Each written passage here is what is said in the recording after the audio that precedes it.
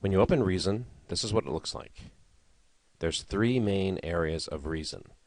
The rack, which is what you see up here, the sequencer, which is down here, and then also the mixer, which right now is not shown.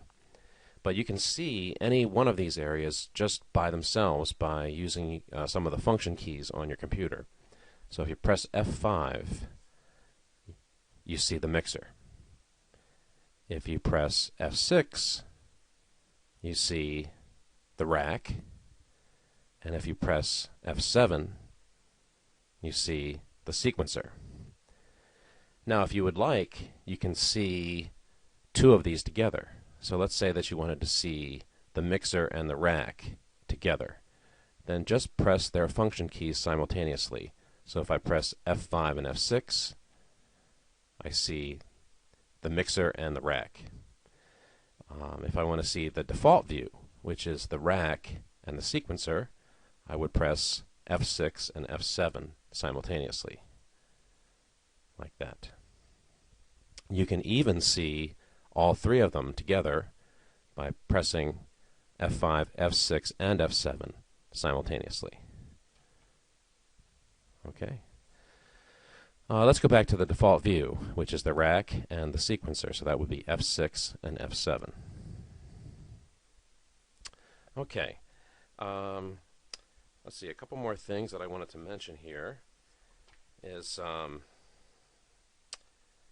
at the bottom of each of these windows, you see what's called the transport panel. So I think you can see that if, no matter which area you go to, you have this transport panel at the bottom. This is where you play your songs and rewind your songs.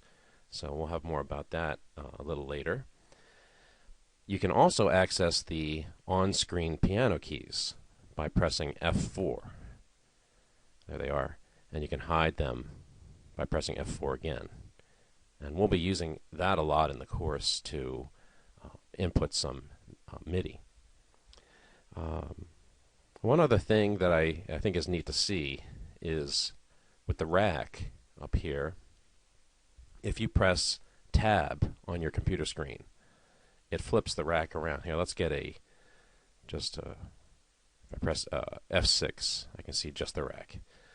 So Tab, you can see the hardware devices that you're using, and if you that's what you see in the rack. But if you press Tab, you can see the back of them.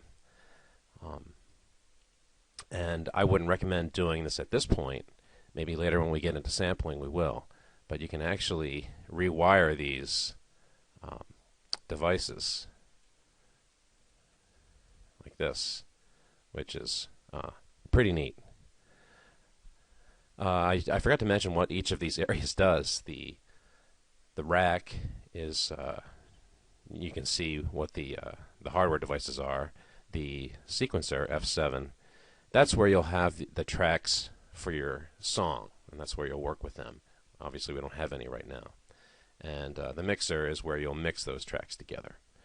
So why don't you go ahead and practice these skills, make sure that you can navigate around the interface, and then we'll move on to some other things.